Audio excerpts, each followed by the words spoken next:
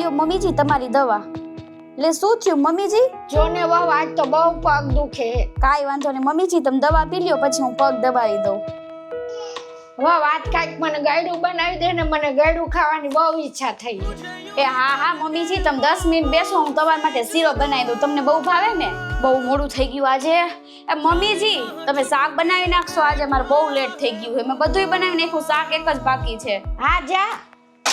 આ જોને વાવ હેતર મારે આરામ નથી. આ બધું મૂકીને વાગ્યા ઈ કરું હું. મમ્મી, હા દીકરા, તમારું ખાવા પીવાનું, તમારી દવાનું, તમારી નાની નાની વાતોનું ધ્યાન ખુશી નથી રાખતી ને તમે એક નાનકડીક વાતને આટલી મોટી કરી નાખીને કોઈક ત્રીજા વ્યક્તિને તમે કયો છો, એ સારું ન લાગે. બહારના વ્યક્તિ તમારી વાતો સાંભળીને મજા જ લેશે. તમારે વિચારવાનું છે કે તમારે શું કરવાનું. જો તમે આવી નાની નાની વાતોને પકડીને રાખશો ને તો તમારો ને ખુશીનો સંબંધ કોઈ દિવસ સારો નહીં રહે.